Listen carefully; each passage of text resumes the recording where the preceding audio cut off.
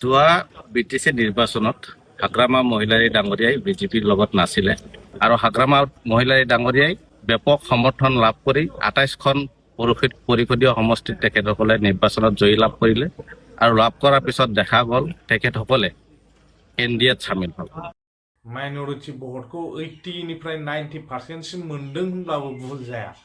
दा दिनैनि समाव जों नुनो मोनदों पेपार मिडिया माने ससियेल मिडिया जेरावबो जों नुनो मोनदों जे माइन'रिटि बा मुस्लिम धोरोमनि मानसिफ्रा दिनै हाग्रामाखौ रागा जोंनाय नुदों, बिपिएफ सरकारखौ रागा जोंनाय नुनो मोनदों। बियो मानि थाखाय बिजेपिजों 28था देरहानायनि उनावबो एलायन्स जाहैनायनि थाखाय।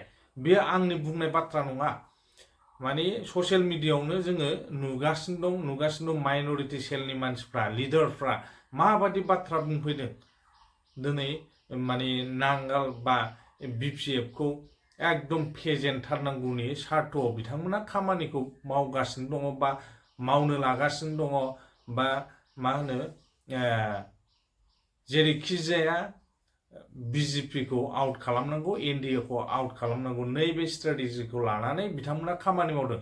ফকিৰা গ্ৰামৰ পৰা খেদা খোৱা এগৰাকী অতি সাম্প্ৰদায়িক নেতা উচ্ছেদ চলাই আছে। যোগদান কৰাৰ কাৰণ চাওক, যোৱা বিটিচি নিৰ্বাচনত হাগ্ৰামা মহিলাৰী ডাঙৰীয়াই বিজেপিৰ লগত নাছিলে আৰু ইউপিপিএল দল বিজেপিৰ লগত থকাৰ বাবে প্ৰমোদ বড়ো ডাঙৰীয়াই সংখ্যালঘু সম্প্ৰদায়ৰ কাৰণে যথেষ্টখিনি কাম কৰিছিল। ভূমিৰ সমস্যাৰ সমাধান কৰিছিল, মছজিদ, মন্দিৰ, ঈদগাহ, কবৰস্থান ইত্যাদি মাটিৰ সমস্যাৰ সমাধান কৰিছিল আৰু বিশেষকৈ প্ৰমোদ বড়ো ডাঙৰীয়াই ন্যায় নিৰাপত্তা অধিকাৰৰ কাৰণে তেখেতসকলে কাম কৰিছিল। তাৰ পিছতো কেৱল বিজেপিৰ লগত প্ৰমোদ বড়ো ডাঙৰীয়া থকাৰ কাৰণে মাইনৰিটিসকলে প্ৰমোদ বড়ো ডাঙৰীয়াক প্ৰত্যাখ্যান কৰি পেলাই হাগ্ৰামা মহিলাৰী ডাঙৰীয়াক মানে আস্থা আৰু বিশ্বাসত লৈ পেলাই যোৱা বিটিচি পৰিষদীয় নিৰ্বাচনত তেখেতসকলক এককভাৱে চৰকাৰ অনাৰ ক্ষেত্ৰত সহায় কৰিলে আৰু হাগ্ৰামা মহিলাৰী ডাঙৰীয়াই ব্যাপক সমৰ্থন লাভ কৰি ২৮খন পৰিষদীয় সমষ্টিত তেখেতসকলে নিৰ্বাচনত জয়ী লাভ কৰিলে আৰু লাভ কৰাৰ পিছত দেখা গ'ল তেখেতসকলে এনডিএত চামিল হ'ল। হয়, আমি জানো যে পৰিষদীয় এখন চৰকাৰ চলাবলৈ গ'লে নিশ্চয় কেন্দ্ৰ আৰু ৰাজ্য চৰকাৰৰ সহায়ৰ প্ৰয়োজন হয় আৰু এই কথাখিনি বিটিচিবাসী ৰাইজে প্ৰায় মানুহখিনিয়ে জানে। কিন্তু তাৰ পিছতো হাগ্ৰামা মহিলাৰী ডাঙৰীয়াই চৰকাৰক বাহিৰৰ পৰা সমৰ্থন কৰক বা চৰকাৰৰ লগত থাকক, কথা নাই। কিন্তু যিটো দেখা গ'ল এইবাৰ বিধানসভা নিৰ্বাচনত সম্পূৰ্ণভাৱে আপোনাৰ বিপিএফ দলে 4খন আসন ইয়াত এৰি দি পেলাই আপোনাৰ বিজেপিক বৰপিৰা পাৰি দিলে আৰু যিটো কাৰণে মাইনৰিটিসকল বাৰুকৈ দুখ অনুভৱ কৰিলে আৰু আমি বাৰুকৈ দুখ অনুভৱ কৰিছোঁ। কাৰণ ইয়াৰ পূৰ্বেও আমি দেখিছিলোঁ হাগ্ৰামা মহিলাৰী ডাঙৰীয়াই কেন্দ্ৰত আৰু ৰাজ্যত চৰকাৰসমূহক সহায় কৰিছিলে, কংগ্ৰেছ চৰকাৰকো সহায় কৰিছিলে, বিজেপি চৰকাৰসকলকো সহায় কৰিছিলে, কিন্তু কেতিয়াও বিপিএফ দলে কেতিয়াও চিট এৰি দিয়া নাছিলে।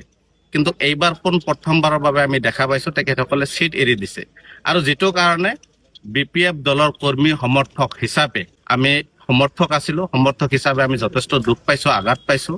কাৰণ আমি কোনো কাৰণতেই বিজেপিৰ লগত সহাৱস্থান কৰিব নোৱাৰোঁ। হয়, বিটিচিৰ উন্নয়নৰ স্বাৰ্থত হয়তো কেতিয়াবা ৰাজ্যত যি চৰকাৰে নাথাকক, কেন্দ্ৰত যি চৰকাৰে নাথাকক সহায় কৰাৰ দৰকাৰ আছে বা ছাপোৰ্ট লোৱাৰ দৰকাৰ আছে, সেইটো বেলেগ কথা। কিন্তু সেই বুলি আমি বিজেপিৰ ছবিত যিটো বিজেপি দলে সংখ্যালঘুসকলৰ ওপৰত নিৰ্যাতন কৰাই তেওঁলোকৰ মূল উদ্দেশ্য আৰু লক্ষ্য, যিটো বিজেপি দলে সঘনাই সংখ্যালঘুসকলৰ ওপৰত অত্যাচাৰ চলাই আছে, উচ্ছেদ চলাই আছে, মছজিদ মন্দিৰ ভাঙি আছে, ঘৃণাৰ ৰাজনীতি কৰি আছে, সাম্প্ৰদায়িক ৰাজনীতি কৰি আছে। গতিকে তেনে বিজেপি দলক বৰপিৰা পাৰি দি পেলাই ইয়াত যিটো আসন এৰি দিছে আৰু আসন এৰি দিয়াৰ পিছত এতিয়া নীতিগতভাৱে বিপিএফ দলৰ যিসকল ছাপৰ্টাৰ বা যিসকল কৰ্মী তেওঁলোকে এতিয়া বিজেপি দলক যিহেতুকে ভোট দিব লাগে, গতিকে এইটো আমাৰ এখতিয়াৰৰ বাহিৰত, এই কথাটো আমি সহ্য কৰিব পৰা নাই। আৰু যাৰ কাৰণে কেৱল মই বুলি নহয়, বহুতো বিপিএফ দলৰ কৰ্মী সমৰ্থকসকল তেখেতসকলে যদিও দল এৰিব পৰা নাই, কিন্তু এইবাৰ কোনো কাৰণতেই তেখেতসকলে আপোনাৰ বিজেপি দলক ভোট নিদিয়ে। তেখেতসকলেও ইতিমধ্যেই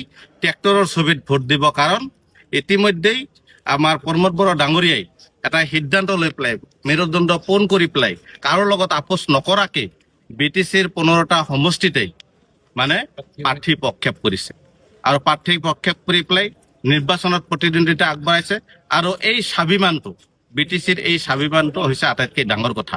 কাৰণ আপোনালোক সকলোৱে জানে যে বিটিচিৰ বড়ো আৰু মুছলমানে কেতিয়াও বিজেপিক মানে গ্ৰহণ কৰিব নোৱাৰে আৰু বিটিচি অঞ্চলত বিজেপিৰ সাংগঠনিক তৎপৰতাটো মানে বৃদ্ধি হোৱাটো কোনেও নিবিচাৰে কাৰণ বিটিচিত আপোনালোক সকলোৱে দেখিছে যে বিজেপি যদি বিটিচিত আহে বা বিজেপিৰ সাংগঠনিক ভিত্তি যদি বিজেপিত শক্তিশালী হয় আমি ইয়াত সকলো জাতি জনগোষ্ঠী ভাষা ভাষী ধৰ্মাৱলম্বী লোকসকল আমি একত্ৰিতভাৱে আছো মিলা প্ৰীতিভাৱে আছো গতিকে ইয়াত এই মিলা প্ৰীতিত এই ব্যাঘাত জন্মিব বা তেওঁলোকে ব্যাঘাত জন্মাব আৰু বিশেষকৈ আপোনালোকে জানে অতি বিতৰ্কিত নেতা আমাৰ ফকিৰা গ্ৰামৰ পৰা খেদা খোৱা এগৰাকী অতি সাম্প্ৰদায়িক নেতা অৰূপ কুমাৰ ডেক এইবাৰ বিজনীত প্ৰাৰ্থী হিচাপে বিজেপি দলে প্ৰক্ষেপ কৰিছে আৰু এইগৰাকী নেতাক আমি বিজনীবাসীয়ে আকৌ নিৰ্বাচনৰ জৰিয়তে বিপুল ভোটত পৰাভূত কৰি বিজনীৰ পৰা খেদি পঠোৱাৰ কাৰণে আমি সিদ্ধান্ত লৈ কাৰণে আমি আজি আনুষ্ঠানিকভাৱে UPPL দলৰ নীতি আদৰ্শৰ প্ৰতি আকৰ্ষিত হৈ